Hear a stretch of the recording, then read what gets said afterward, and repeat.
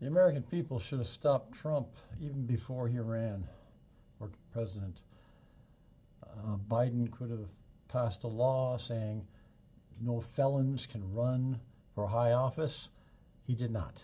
So we are where we are, and where we are is the end of the road.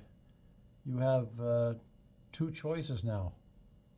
You can remove him from office by impeachment or legal means, or you need to, I can't say it any plainer, you have to revolt against him.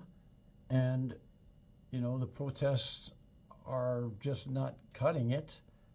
And unfortunately, they never will. Protests are just protests. Protests are just words. Action is needed here. And I know it's easy for me to say because I'm Canadian, obviously, but the fact remains, if somebody doesn't stop Trump, then you're going to be in worse hot water than you are right now. Look what he's done in the short time he's been in office. And he's surrounded by sycophants, the Republican Party, plus MAGA. I'm sorry, but the odds are not really good. I mean, you're talking about millions versus millions of people. And it's as bad as a civil war. It's going to be as bad as a civil war. I don't know how you're going to avoid that, really, because these people, as crazy and stupid, they are driven, and they are loyal to the orange clown. So they will follow him right down to the ends of the earth, over the cliff. They've proven that. Okay? They don't have any sense of how badly things have gotten, and he just keeps lying to them and lying to them. And when is it going to be enough? Now, Governor Newsom, he's doing some amazing things. I'm afraid for him, quite frankly, because something is going to happen.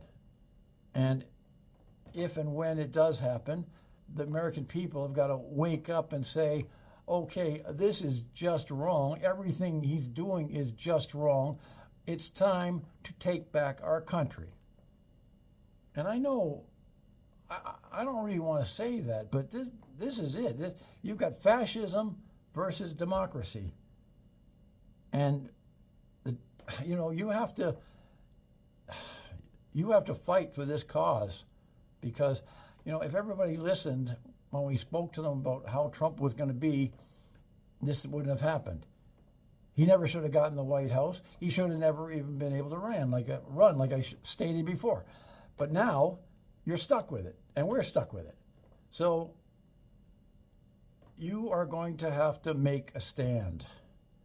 And I'm not talking about protesting. I'm talking about, I guess you guys have heard of the Second Amendment, because you're always using it with school shootings and things like that. You have a right to bear arms. Well, if you read it carefully, you have a right to bear arms in the form of a militia to defend freedom in your state. And if you're going to do that, then this would be the proper time and the proper use of that amendment. So I don't know what else to tell you. I will say this. Canada will be watching from the sidelines, and Canada will do the right thing when it starts and when it's over. And, that's what we do. So we know there's good Americans over there.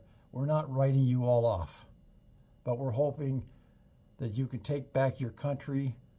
Just, January 6th was horrible, but what other options do you have? How can you stop him?